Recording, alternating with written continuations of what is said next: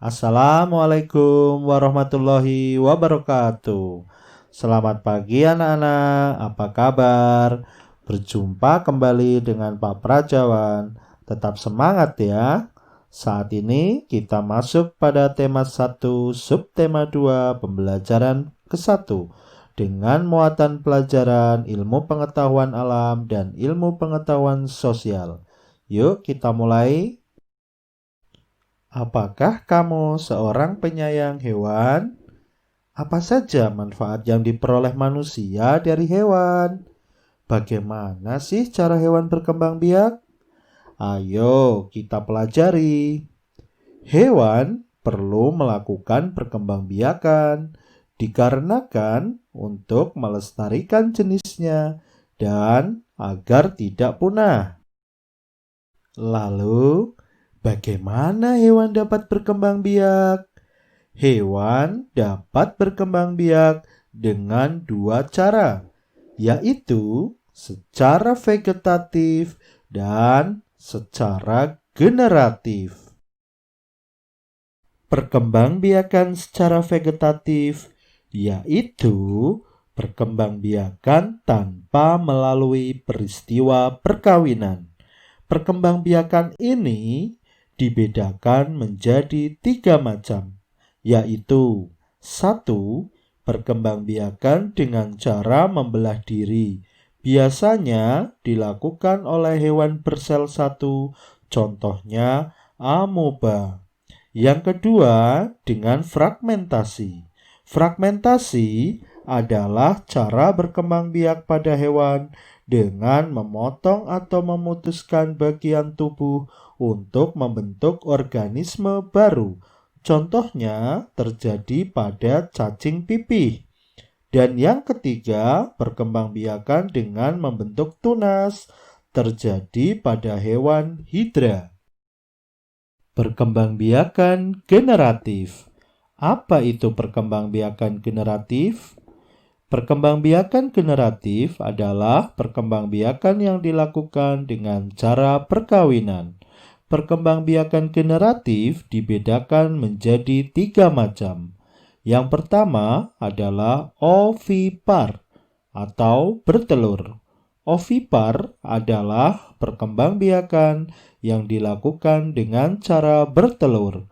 Contohnya ayam, bebek, burung, dan ikan. Yang kedua, vivipar. Vivipar adalah perkembangbiakan dengan cara melahirkan atau beranak. Contohnya terjadi pada hewan seperti sapi, kucing, kambing, lumba-lumba. Tahukah kamu hewan-hewan yang melahirkan juga memiliki ciri-ciri? Apa saja ciri-cirinya? Ya, yang pertama mempunyai kelenjar susu. Yang kedua menyusui anaknya. Dan yang ketiga pada umumnya memiliki rambut di kulitnya. Dan yang ketiga ovovivipar. Ovovivipar adalah perkembangbiakan dengan cara bertelur dan melahirkan. Contohnya terjadi pada hewan seperti ikan hiu, beberapa jenis ular, kadal, dan iguana. Nah, sekarang perhatikanlah beberapa gambar-gambar hewan berikut ini. Kemudian, tentukan bagaimana cara hewan-hewan tersebut berkembang biak. Tuliskan pada buku tulismu dengan rapi ya.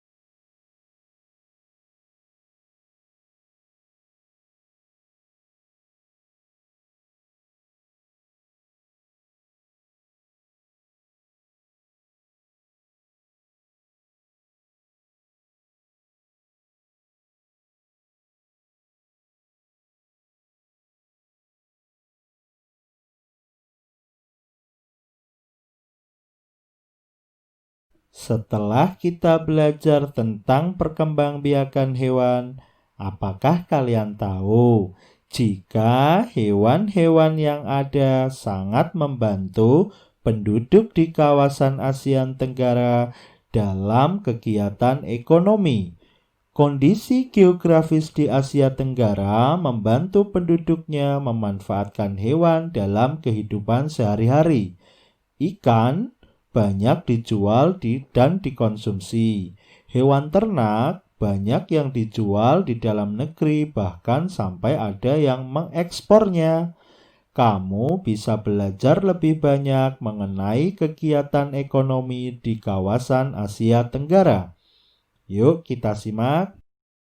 Potensi ekonomi di negara Thailand. Thailand sering disebut sebagai lumbung padi di Asia Tenggara. Padi memang merupakan hasil pertanian terbesar dari negara ini. Selain itu, perkebunan, kehutanan, pertambangan, dan industri juga merupakan kegiatan ekonomi penduduk Thailand. Saat ini, penghasilan utama Thailand adalah dari sektor pariwisata. Keunikan bangunan budaya di Thailand menjadi daya tarik tersendiri bagi para wisatawan mancanegara. Yuk kita jalan-jalan ke Thailand. Lalu, bagaimana kondisi perekonomian negara-negara ASEAN lainnya? Sekarang, bacalah buku tema 1 halaman 67 sampai 70.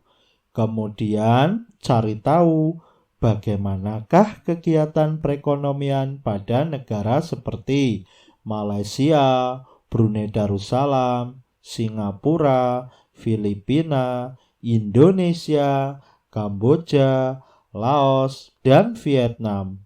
Catatlah hasil pekerjaanmu pada buku tulismu. Selamat mengerjakan dan lakukan dengan gembira. Alhamdulillah, akhirnya selesai juga pembelajaran hari ini. Terima kasih telah belajar bersama Pak Prajawan. Sampai jumpa lain waktu ya. Wassalamualaikum warahmatullahi wabarakatuh.